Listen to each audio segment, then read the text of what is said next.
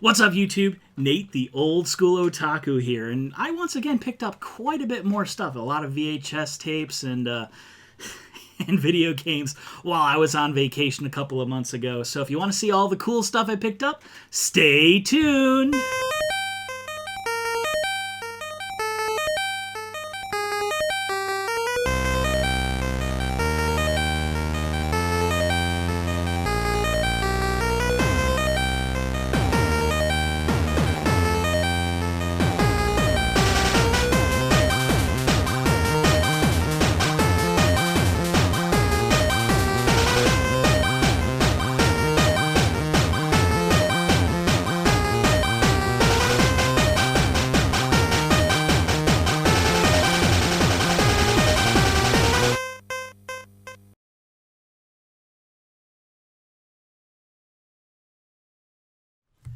And welcome back. So, like we said, it's now time for part 2 of my pickups while we were gone on vacation 3 months ago. This time around, we're going to be focusing on the video games and the VHS tapes that I picked up while on vacation, and believe me, I picked up quite a bit in this process. So, yeah, I guess. Let's get started. So, like I said, we went to a couple of different places while we were down there, and we hit up that Planet Fun location down in Savannah, Georgia, as well as a couple of video game resale shops in the Orlando area. Though, to be honest, none of them were really all that great. They didn't really have a whole lot, so we didn't wind up picking up much there. And then, obviously, we went to Anime Week in Atlanta, and while they're there, they do have this really cool thing called the Super Fun Sale, which happens on Thursday night. It's a little mini dealer's room held in one of the live events rooms. And basically, you get to spend a little bit. You buy a little table, and you can just sell whatever you want. It's a big, giant garage sale. So I go through there, I scour for laser discs and VHS tapes and other things as well as I can. And so definitely did that this time around and found a couple of things while going there. And then obviously hit up a bunch of the resale shops around by my parents, disc replays and things like that. Now granted, most of, disc replays don't really carry VHS tapes, but they do carry video games.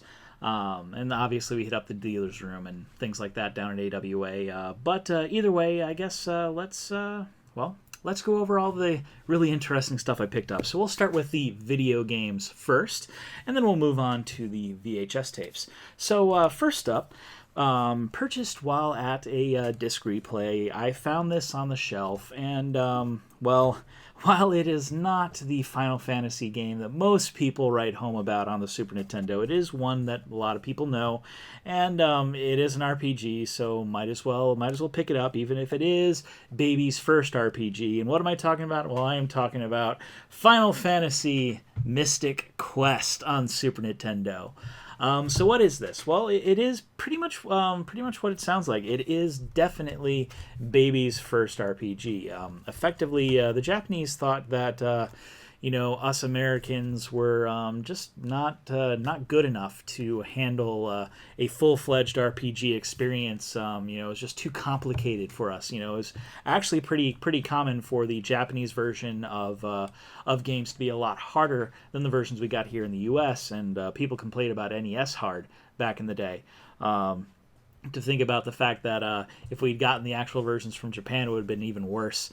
So we had things like our version of Mega Man 2 has a normal and a hard mode, where the Japanese version just has one mode, and that is hard mode. So the normal mode that we know is actually the dumbed down American version. So yeah, they made this RPG. It's pretty much an on rails RPG. The storyline basically takes you from point A to point B to point C to point D, all the way to Z, and it's very simplistic. The battle system is. You only have to worry about, I think, two slots, like like your armor and your weapon. Nothing else that you have to worry about. As far as inventory and things go, you have one party member other than yourself, the main character, and that party member changes out as the story progresses and things like that. And it's really simple. I wouldn't say it's a good game in any sense of the word. Obviously, there are a lot better RPGs on the Super Nintendo by Square Enix, even, because you got like Final Fantasy 3, 6, 4 was also a really good one. Final Fantasy 5 was a really good one. Chrono Trigger, Seiken Densetsu. There's a lot of really good RPGs for the Super Nintendo, but you know what? I don't own Mystic Quest yet, so I had to pick it up. So that is Final Fantasy Mystic Quest. Okay, so moving on from the list of things that were available at I picked Mystic Quest up at Disc Replay, but the stuff that I was able to find at Planet Fun. I picked up a Genesis cart of something that not a lot of people... I didn't know they existed. In fact, to be honest, I didn't realize RPGs existed on Sega Genesis. I had and owned RPGs for the Super Nintendo, and a lot of the best RPGs most people consider to have been on the Super Nintendo of that day. But Sega did come out with some RPGs, and there were RPGs on the Genesis, and probably the most well-known Sega franchise as far as RPGs goes is Phantasy Star. So I got Phantasy Star 2. It is a futuristic RPG set in space, future world. The original Phantasy Star came out on the Master System, and the main character was a female. I don't remember if this version you played as a female or a male this time around, but it is an interesting RPG. It came out in 1989, Phantasy Star 2 did. So, in the vastness of space, the Algo star system floats like a dust fleck in a sunbeam. Cruise closer, see its 3 twinkling planets. The middle one gleams like an emerald. This is Mota, a beautiful beckoning jewel, gripped by madness. Tour scenic Mota and experience weird research labs, creepy dungeons, catastrophic floods, and exploding planets. Thrill to mother brain blowing her circuits. Chill to climatrol in chaos. Sweat with the killer lurks in the tunnel. Travel light in knife boots and a carbon suit. Stalk boldly into unguarded wilds armed with magic. Elijah, Foy, and Zan. Stay for lunch with savage biomasters. Head rot, pug hit, and slug mess. Planet trot with friends. Hugh the biologist. Shear the thief. Kane the wrecker. Trade Titan gear with Rudo the hunter. Solve a twisted riddle and be ready to die. So that is the amazing story as told by Phantasy Star 2. Now, this was supposed to come with a 110-page hint booklet, but my copy does not have that, just has the cartridge. But it is really cool to get the cartridge and the case. So it's one of the nice things about Genesis games is they came with this really cool case that just didn't look like a piece of cardboard to throw away. So a lot of people kept the cases for Genesis games, which is definitely nice. As you can tell, obviously, this was thrown away. It's a lot harder to find Nintendo cases and Super Nintendo cases, but Genesis, you can find them pretty easily. So yeah, that is Phantasy Star 2. Really cool to actually own that one. Okay, so the other one that I picked up while I was at Planet Fun is Unlimited Saga.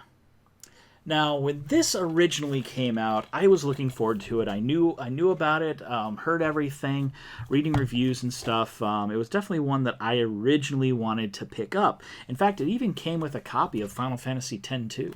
Well, the preview, at least, of X-2 is in here. But one of the key things that I had found out about this release of Unlimited Saga here is that, it was entirely menu-driven. The battles weren't completely menu-driven, but like towns were just menus. Traveling from place to place was just menus. It just didn't seem interesting to me. That was one of the big complaints that a lot of people that I read up on this talked about is that. So I never did pick it up back in the day. And, you know, whether or not that was a good thing, I don't know. I now own it and picked it up for a much cheaper price than I would have picked it up day one. So there is that. It does come, it has the full booklet inside, which is definitely cool. You know, you've got a lot of cool information here. This is something that you don't see nowadays very much. Booklets at all, actually. You know, people are just like, well, if there's instruction manual, it's going to be on the disc itself. So definitely awesome to pick this up. I don't know much about the storyline, so we'll read the tagline in the back. Only those brave enough to accept this challenge can experience 7 adventures beyond imagination, embark on these quests, and encounter completely new battle systems, open-ended stories, and sketch motion visuals unlike anything you've seen. Now, that is one thing that I do know, is that all the visuals are very sketchy. It's kind of the style they went with here, and it looks really cool. And I do remember that it was a really cool art style, of something that, you know, piqued my eye originally before I was turned off by the idea of, you know, menus for a game. I wanted a little bit more action than just menus in my RPG, I guess. But either way, though, Unlimited Saga, really cool to finally actually own a copy of that now. Okay, so after Planet Fun, like I said, we went to the dealer's room at Anime Week in Atlanta. And, well, there's one thing that I look for all the time when I go to any dealer's room when they're selling video games, and that is the last episode of the original .hack video game, RPG. And so this is Part 4, .hack Quarantine, the final chapter. This is one that I've been looking for a very long time. I originally, when it came to like the .hacks, I purchased the original .hack game when it came out, and then kind of lost track of the others and never got around to buying them. And then they became really hard to find. This one especially, because very few copies were ever actually released of .hack Quarantine. So it was extremely hard to find copies of this. In fact, each volume became harder to find. One of the cool things about these is it comes with the actual disc itself with the game, and then it came with a second disc, which is a DVD, which has the OVA episode that goes with this. So each one of the .hack games has an OVA. So there's 4 OVAs that it comprises of what they call .hack Illuminality, which kind of goes hand in hand with the game. So basically, there's the story of what happens in the game, and then Illuminality, each episode, kind of talks. It's basically the characters in the game, out in the real world, discussing things related to the game and the lore and stuff like that, and trying to figure out what's going on. So definitely, it's really cool. The full, it's the whole thing of, you got this full effect, this full, essentially, storyline going on here. So it was really awesome to pick up this finally, and finally own a copy of it. I went walking around, was like, okay, what price are you selling it at? What price are you selling at? What price are you selling at? Okay, you've got the cheapest price. You've got a couple of copies on the shelf. I want to look at each one and pick out the best one. So that's kind of what I did. So that is .hack Quarantine, the final chapter, Part 4. So now I have completed my .hack collection, at least as far as the original .hack. There's still .hack Goo or GU or whatnot to get into. But either way, though, really cool Bandai RPG. Glad to now own the complete set, so I can now sit down and actually play. Yay. Alright, so that's all of the video games that I picked up. So let's get into the anime, the VHS tapes. So, this first one up here, I actually found at one of the resale shops around by my parents. It wasn't the Disc Replay subsidiary. It's an old comic shop that, you know, specializes in resale books, you know, it's where I bought my Magic cards and whatnot growing up a lot. It's a place called the Book Broker, and they have a lot of VHS tapes. And if you go digging through their boxes of VHS, you can find boxes of anime VHS. Now they had quite a lot, and there were some that I definitely wanted to pick up, but I have a limit on the cost, the price that I'm willing to pay for a VHS tape. Yeah, I'm usually not willing to pay $10 for a VHS tape nowadays. I want something a bit cheaper than that. But something I did find that was really awesome and cool to actually pick up a copy of is Super Dimensional Fortress Macross 2 Episodes 1 and 2. Now, I have heard that the story of Macross 2 has been retconned and technically is no longer a real story in the timeline as of Macross, but it's really cool. This came out, this was released here by US Renditions. It is a dub only. It is not the full. Macross 2 is a 4-episode OVA. It was later released on one VHS tape as in a movie format. That's the original version that I picked up. But this one came out a lot earlier than that one. It's definitely one that I've been looking for, and I wouldn't mind finding the second set of this in order to continue on with that. It came out in 1992, the edition of this. I'm not sure when the actual anime itself came out, but at the very least, this edition came out in 1992. And yeah, really cool. Made and distributed by US Renditions, and whatnot. So yeah, it's set 80 years in the future after the original storyline of Macross, and the people of Earth have kind of forgotten what the Macross technically stood for. A lot of things, so it's kind of like this old relic. And whatnot, and then there's some evil space aliens set to destroy all culture, and their culture's the best, they're going to destroy all other culture, and this reporter dude basically has some fighter pilot abilities, but for the most part he's a reporter. Basically finds this girl and who's an alien, and shows her what it's like to be human and whatnot. Typical Macross storyline, kind of. So really, really cool. Definitely awesome. And I always kind of enjoyed the storyline of Macross 2, to be honest. It's no Macross Plus. It's no original. But Macross 2 has always had a really cool place in my heart, and so I just had to pick up a copy of it. So when I saw it, I had to pick it up. So I did.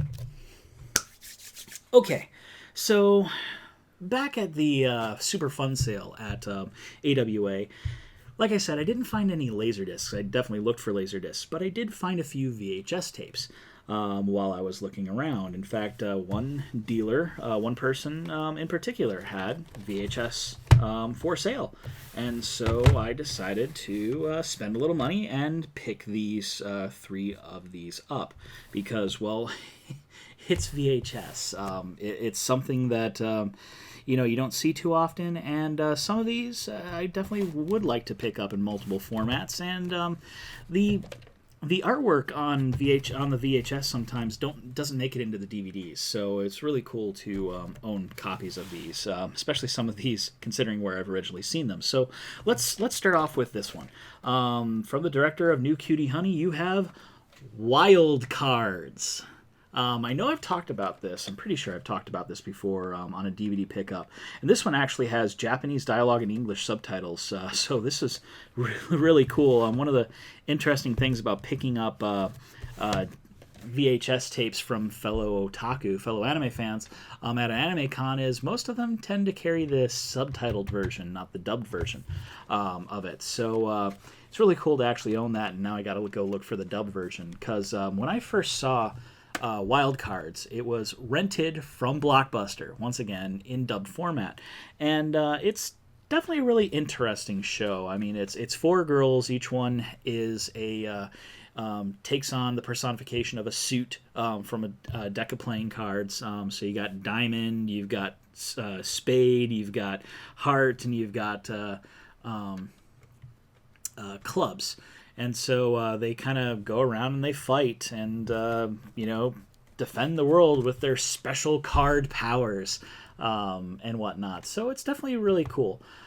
This is a US Manga Core release. It's a 50-minute OVA and definitely tons of fun. So that is Wild Cards on VHS. Okay, so up next is, I can't talk about this show enough. And the hilarious thing is this is technically the movie.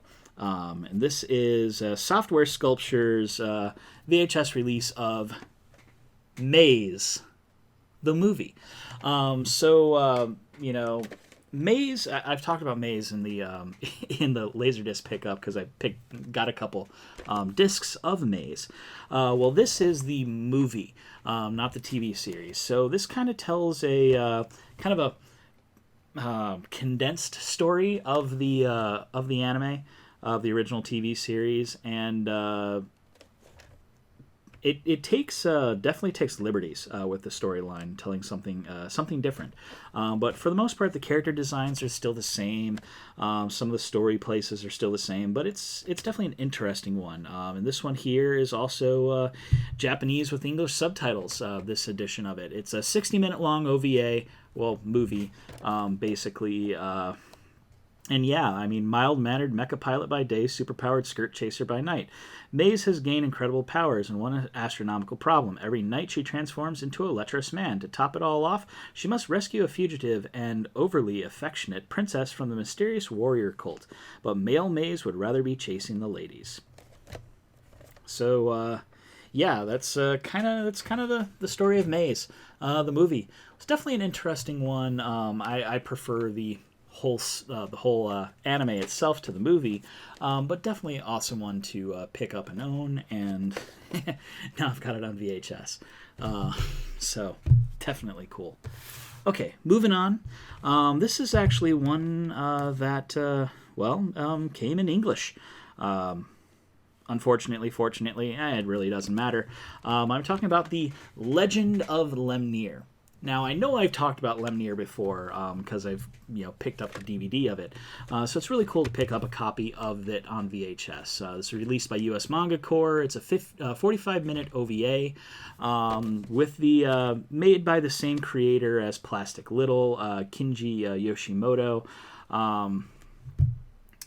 The character designer here for Lemnir is known for making the most beautiful hentai you've ever seen. And he actually did a lot of character designs for quite a few different series and stories back in the 80s and early 90s. And this is one of them. In fact, if I remember right, he actually drew the manga Legend of Lemnir. And it's really cool. Like the artwork's beautiful, to say the least. And I can't tell its praises enough. The original Lemnir came out in 1989. This version came out in 1997, and it's really cool to finally actually own it on VHS. So that is The Legend of Lemnir. Okay, so moving on with the final batch. All of these came from Planet Fun. I'm going through looking at stuff at Planet Fun, and all of a sudden I see this rack of VHS tapes, and there's a ton of anime on VHS there. People were just selling their VHS tapes, so I had to pick some of these up because some of them I know about, are really cool, and others just looked interesting, so I figured might as well pick them up. So let's start with the first one here, and that is Patlabor 2, The Mobile Police. It's the second Patlabor movie.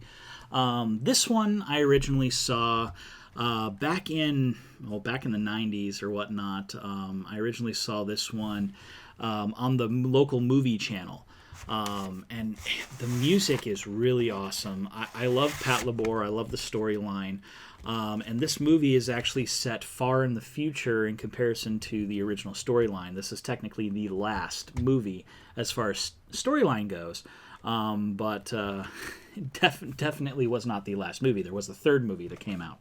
But Patlabor 2 is really awesome. It's a 108-minute long movie. This version here is English dubbed. And it's a really cool crime drama set in a alternate future, past, or whatnot, Japan, where rather than building cars, they basically started building these giant robots called labors. And so, with the advent of labors, they needed to create a patrol labors or policeman labors in order to handle labor crime. Crime using these giant robots. And so that's what these patlabors or patrol labors are for. This version here came out by Manga Entertainment and was really cool. This original storyline came out in '89 was when the original Patlabor came out, and then 1995 is when this movie originally came out. A lot of really good music. This one here kind of talks about reality. What does it mean to be real? And kind of dealing with things of like martial law and what happens in a terrorist threat and things like that. So it's got some really cool, interesting storyline items here in Patlabor 2. Definitely a really awesome one to look at. And I've been planning to do a review of the Patlabor movies for quite some time. So look forward to seeing that here in the future. But either way, though, that's Patlabor 2 on VHS. Awesome pickup. So let's move on here to this one. I'd never heard of this tape before. But I'm actually glad that I have a copy of it now. Definitely awesome. This one here is Japanese language, English subtitles, brought out by Animego. It is the super deformed double feature, Scramble Wars and 10 Little Gal Force. So this looks like this is a team-up super deformed storyline that actually takes characters from Bubblegum Crisis and Gal Force. Both animes actually had like character designs and stuff written and done by I believe it's Shinichiro Watanabe, if I remember the name correctly. The same guy who does Gunsmith Cats and Riding Bean and all of that type of stuff. He's he's like the main contact that Animego has in order to do all of these Kickstarters that they've been doing. They've been doing all of his stuff, so definitely cool. This is a parody show, 67-minute OVA here, presented in this really sweet blue VHS tape. It's not normal here. Pretty dense and heavy, so it means they used a really good thing. I guess like the originals here came out in 1992 and 1988, and then this edition came out in 1993. So I guess Scramble Wars came out in 92 and 10 Little Gal Force came out in 1988. So it's two different little OVAs, parody OVAs that came out, and so all the characters are super deformed, so it's very parody style show, and together you've got an interesting little storyline. I've not seen a DVD of this ever, so like this is literally like the only version I know of this, so something to definitely look out for. A nice little hidden gem that I found and picked up. So that is the super deformed double feature, Scramble Wars and 10 Little Gal Force. Okay, so moving on here. Next one we got up here is by the director of The Slayers, and it is Battle Skipper the Movie. This here was released by US Manga Corps. It's a 90-minute movie set in the world of Battle Skipper. It's a storyline I don't know a whole lot about, to be honest.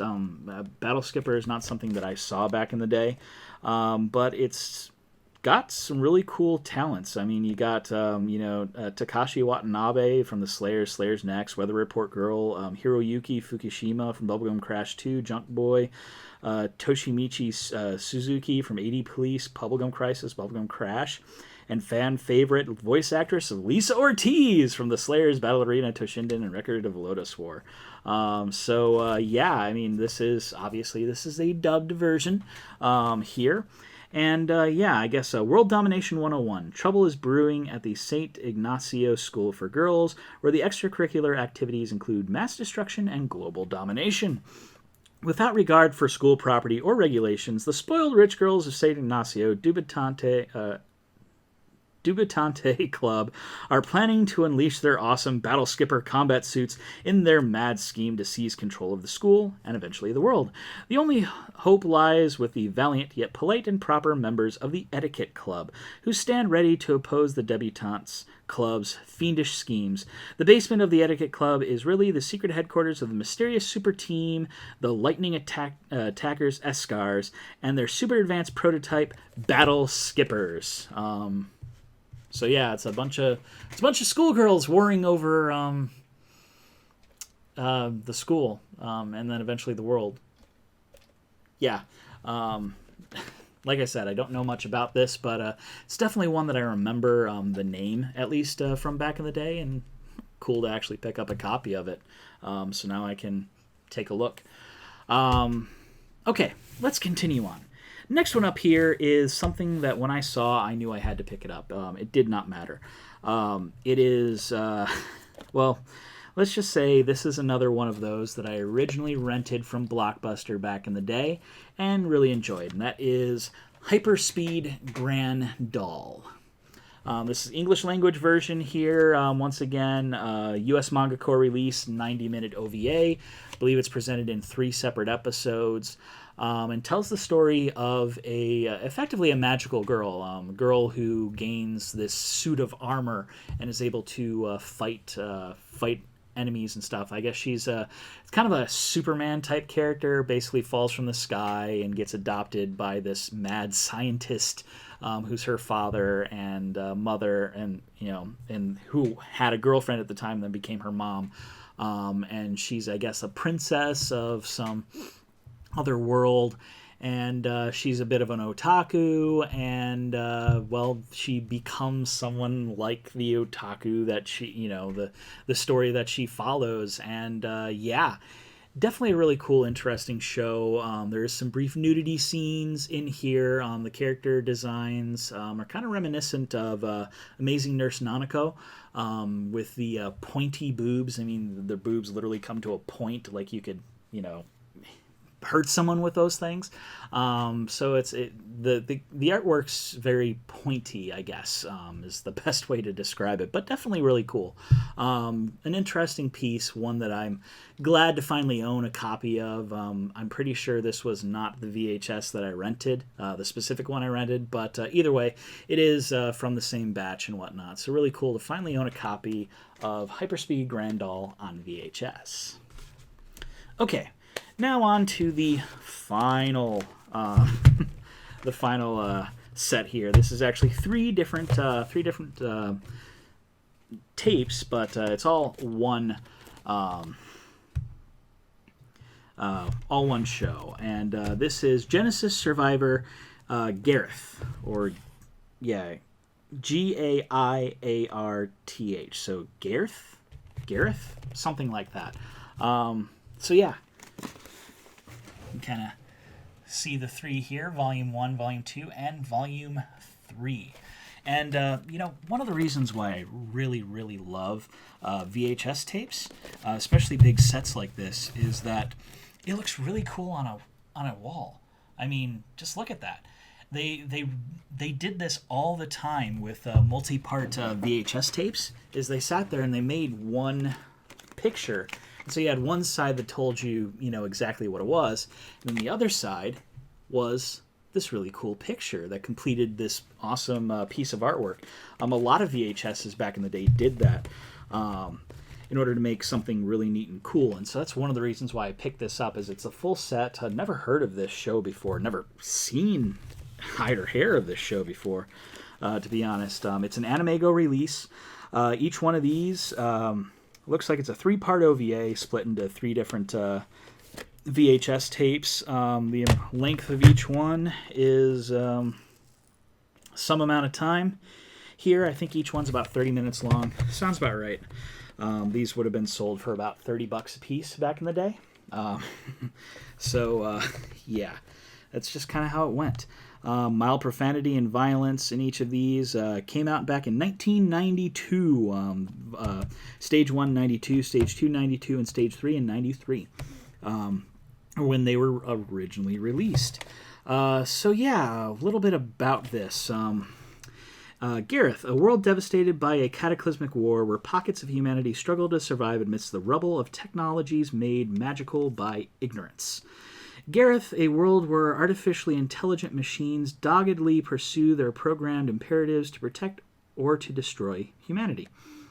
Gareth, a world of Etal del Labard, a young man raised by an aging warroid Sahari, the leader of the band, the leader of band of junk hunters, and Zaxxon, an amnesic warroid who may be a link to the fabled past. Gareth, a world in which an old and terrible evil has reawakened, threatening to bring about the end of the world again. So, yeah. Definitely an interesting show. I've not heard hide or hair of this ever getting a DVD release. In fact, there were quite a few anime that was released back in the 90s on VHS that never saw the light of day beyond their original VHS releases, and I think this might be one of them. Animego picked up a lot of things like that, and even though they are still around, they're obviously not re-releasing a lot of their old stuff. And sometimes you can go back and you can actually look at the UPC codes in some of these old VHS tapes, and the UPC codes have been reused for newer anime and whatnot. When I picked up Compiler, the Compiler VHS tapes, the UPC code's actually a link to volumes of Fushigi Yugi Ikoden on DVD. So it's just kind of what happens sometimes. So it's really cool to actually own a copy of this, and eventually I probably want to pop it in and see what it's all about. So that is Genesis Survivor Gareth, something or other. But yeah, that brings us to the close of this collection of VHS tapes and video games. It was definitely really cool to actually pick up all this stuff. I mean, yeah, okay. Takes up a lot of space on a shelf, but sometimes VHS, there's just no. Just like Laserdisc takes up a lot of space. It's just one of those things where there's a lot more real estate, so you can have a lot more cooler cover arts and things like that, and I really do love that. It's what I love about having this giant wall of anime, is all of the cool artwork and things available there, so that's what I really like about it. And I can't wait to show you guys the wall once I get the wall actually set up. We just haven't had the time to do so as of yet. But either way, though, guys, I guess that brings this episode to a close. So if you are still hanging out, thank you for doing so. If this is your first time tuning in to me, thank you for watching me up to this point. I know it's a lot to take in, but if you like this stuff, I encourage you to hit one of these two videos to the left or right of me. It's gonna to give you a little bit more idea of the type of stuff that I've got going on. And if you do enjoy seeing this type of stuff and want to see more of it, I encourage you to hit that subscribe button above my head. It's going to put you front row and center whenever I release something new here on YouTube. Of course, also make sure you click that little bell icon next to the subscribe button in order to make sure that you can set yourself up as actually receiving all notifications from the channel. That way you don't actually miss anything. Whenever I release a new video, it'll actually show up in your YouTube feed as well as an email. That way you can actually see everything as soon as it comes out. Of course, if you want to get involved a little bit with all this stuff, I encourage you to leave me a comment below. Let me know what you thought about all these cool VHS tapes and whatnot. Any of these you own and have seen, got opinions on, want to know a little bit more, let me know. I'm more than willing to interact with you guys here down in the comment section below, on Twitter, Tumblr, Facebook, my website, all of that stuff. Links to all of my social media and everything is down in the comments, down in the description below. And of course, I encourage you to head on over to my Patreon and consider being a patron of mine. It'll really help that way. But if you can't do that, it's perfectly fine. Feel free to share my videos out. Respond to tweets. share on Facebook, every other place, in order to get more eyes on this content, in order to, continue going, because that'll help me out a lot that way as well. And of course, once again, thank you guys for tuning in. It's been a blast talking about all this stuff, and I can't wait to talk about more of what's going on here in the future. And of course, if you want to hear more about all the cool stuff that I did while on vacation that isn't exactly anime related, let me know in the comments below. And if enough people want to see it, I'll make a video talking about all of that type of stuff too. But either way though, guys, that brings us to the end of today's episode. So once again, thanks for tuning in, and I'll see y'all next time. This is Nate, the old school otaku, signing off.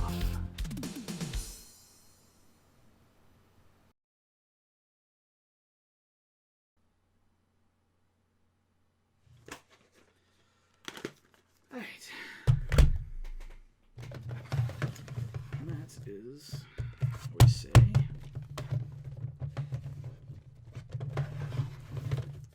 That.